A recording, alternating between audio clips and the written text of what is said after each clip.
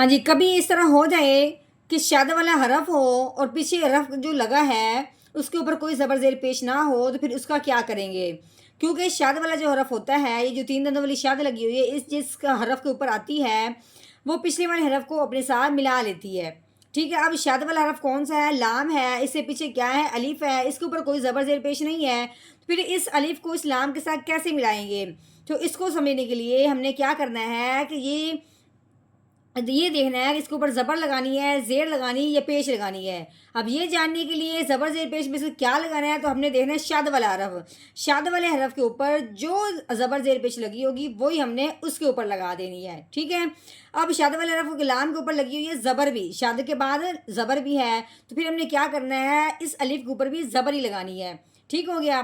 ہاں، جب اس الف کے اوپر زبر لگائیں گے تو وہ الف کیا بن جائے گا؟ حمزہ۔ کیوں کہ الف کے اوپر زبر زیر پیش آ جائے تو وہ الف الف نہیں رہتا، وہ الف حمزہ بن جاتا ہے۔ پہلے ہم نے اس کو کیا بنانا ہے؟ حمزہ بنانا ہے، پھر ہم نے کیا کرنا ہے؟ اسلام کے ساتھ ملا دینا ہے۔ ٹھیک ہو گیا؟ اس کے بعد دیکھنا ہے، یہ ہے یا، اس کے اوپر کیا لگی ہے؟ دال نما جزم۔ یہ جزم جس حرف کے اوپر آتی ہے اس حرف کو ساکن کہتے ہیں۔ جو حرف بھی ساکن ہو وہ پچھلے والے کو اپنے ساتھ ملا لیتا ہے، لیکن جب ساکن ہو یا، پھر اس چیز کا خیال رکھنا ہے کہ اس سے پچھلے حرف کے اوپر زبر ہے، زیر ہے یا پیش ہے۔ کیوں؟ یا ساکن جب ہوتا ہے اس پہ ایک نیا قاعدہ جاری ہوتا ہے، کیونکہ یا ساکن سے پہلے حرف کے نیچے اگر زیر آ جائے، جس طرح دال کے نیچے زیر آئی ہوئی ہے، تو پھر ہم نے کیا کرنا ہے، وہ پہلے والا حرف اس کے ساتھ ملنے کے ساتھ ساتھ ایک الف کے برابر لمبا بھی ہوگا۔ اب ہم نے کیا کرنا ہے، اس دال کو اس یا کے ساتھ ملانا ہے اور ساتھ ساتھ ایک الف کے برابر لمبا بھی کرنا ہے۔ نحمده ونصلي على رسوله الكريم اما بعد فاعوذ بالله من الشیطان الرجیم بسم اللہ الرحمن الرحیم۔ السلام علیکم ورحمۃ اللہ وبرکاتہ۔ امید ہے آپ سب خیریت سے ہوں گے، انشاءاللہ جہاں ہوں گے ایمان اور صحت کی نعمت سے مالا مال ہوں گے۔ ہاں جی، تو آغاز کرتے ہیں ہم اپنے آج کے سبق کا دعاؤں کے ساتھ، تو چلیے شروع کرتے ہیں۔ اللهم صل على سيدنا ومولانا محمد وعلى آل سيدنا ومولانا محمد وبارك وسلم۔ رب اشرح لي صدري ويسر لي أمري واحلل عقدة من لساني يفقهوا قولي۔ رب زدنا علما، رب زدنا علما، رب زدنا علما۔ اعوذ باللہ من الشیطان الرجیم، بسم اللہ الرحمن الرحیم۔ ہاں جی، یہ الف ہے، اس کے اوپر کچھ نہیں لگا ہوا، الف کے اوپر زبر زیر پیش کوئی چیز نہیں لگی ہوئی۔ آگے جب ہم نے دیکھا ہے، آگے لام کے اوپر لگی ہوئی تین دندوں والی شاد۔ شاد والا جو حرف ہوتا ہے وہ پچھلے والے کو اپنے ساتھ ملاتا ہے۔ اگر کبھی بھی ایسا حرف آئے کہ شاد نے پچھلے والے حرف کو اپنے ساتھ ملانا ہے لیکن اس کے اوپر کوئی زبر زیر پیش نہیں ہے، تو وہ اس کے ساتھ ملے گا کیسے؟ اب لام نے پیچھے الف کو اپنے ساتھ ملانا ہے لیکن الف کے اوپر کچھ بھی نہیں لگا ہوا، تو پھر ہم نے اب کیا کرنا ہے کہ الف کے اوپر خود زبر زیر پیش لگانی ہے۔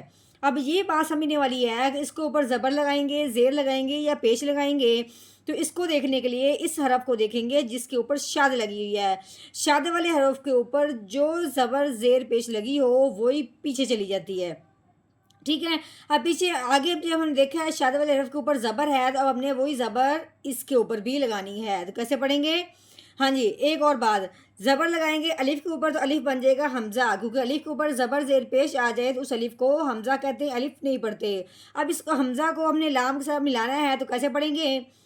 حمزہ لام زبر ال، اس الف کے اوپر زبر کو ہم نے تصور کرنا ہے۔ ٹھیک ہے، لام کے اوپر زبر لگی ہوئی ہے، لام زبر لا، اللہ۔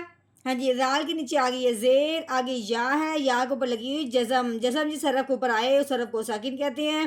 ساکن حرف سے پہلے دیکھتے ہیں پہلے حرف کون سا آیا ہے، اس کے نیچے کون سی زبر زیر پیش ہے۔ یہ کب دیکھتے ہیں؟ جب ساکن حرف یا ہو۔ اگر کوئی اس کے علاوہ واؤ ہو تب بھی دیکھتے ہیں، اور واؤ اور یا کے علاوہ کوئی بھی آ جائے گا پھر ہم نے نہیں دیکھنا، ٹھیک ہے، بس پچھلے والے کو اس کے ساتھ ملا دینا ہے۔ ہاں جی، یا ساکنہ اور اس سے پہلے حرف کے نیچے آ جائے زید، اسے ہم نے ایک الف کے برابر لمبا کرنا ہے اور ساتھ ساتھ اس کو اس کے ساتھ ملانا بھی ہے۔ اب ہم نے دال کو یا ساکن کے ساتھ ملانا ہے اور اس کو ایک الف کے برابر لمبا کرنا ہے، تو کیسے پڑھیں گے؟ ذال یا زیر دی الذی، ٹھیک ہو گیا۔ الف کے اوپر زبر لگانی ہے، دال کے نیچے زیر اور یا ساکن ہونے کی وجہ سے اس کے ساتھ ملاتے ہوئے اس کو ایک الف کے برابر لمبا کریں گے۔ آگے جب ہم نے دیکھا ہے، آگے یہ لام ہے، لام کے اوپر کیا لگی ہوئی ہے؟ زبر لگی ہوئی ہے، تو کیسے پڑھیں گے؟ لام زبر لا، ہاں ہے، موٹی ہاں ہے، ہاں کے اوپر جو لگی ہوئی اس کو کہتے ہیں الٹا پیش۔ یہ الٹا پیش ہے اور یہ سیدھا سیدھا سمپل والا پیش ہے۔ جس کے اوپر یہ والا الٹا پیش آ جاتا ہے اس حرف کو ایک الف کے برابر لمبا کرتے ہیں، تو کیسے پڑھیں گے؟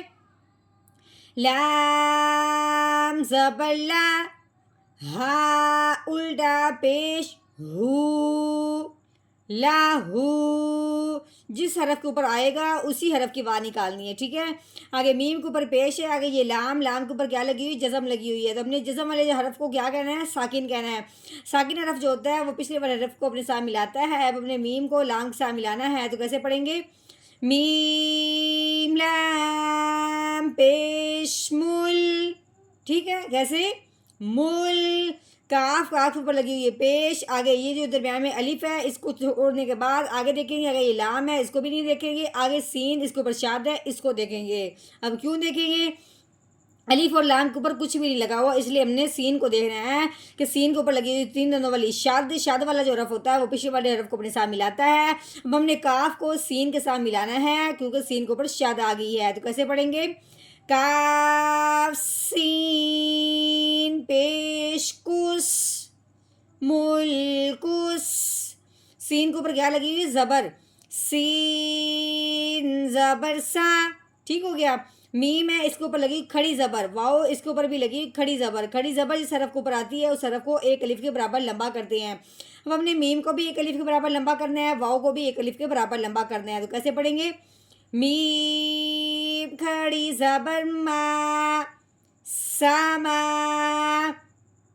واؤ کھڑی زبر وا، ساما وا، تا کے نیچے آ گئی ہے زیر، تا زیر دی، سماواتی، ہاں جی، آگے واؤ، واؤ کے اوپر لگی ہوئی زبر، آگے یہ الف ہے اس کو نہیں پڑھیں گے کیونکہ آگے لام کے اوپر جزم آ گئی ہے، تو یہ لام ساکن ہے اور لام ساکن حرف جو ہوتا ہے وہ پچھلے والے کو اپنے ساتھ ملاتا ہے۔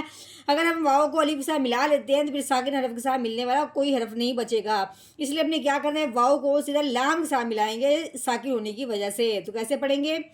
واو لام زبر ول، ٹھیک ہو گیا۔ آگے یہ الف ہے، الف کے اوپر کیا لگی ہوئی؟ زبر، زبر آنے کی وجہ سے الف کو کیا بنا دیا؟ حمزہ بنا دیا۔ آگے را، را کے اوپر کیا لگی ہوئی؟ جزم لگی ہوئی ہے، تو را ہو گیا ساکن۔ اب را ساکن ہے اس لیے ہم اس حمزہ کو را کے ساتھ ملائیں گے، تو کیسے پڑھیں گے؟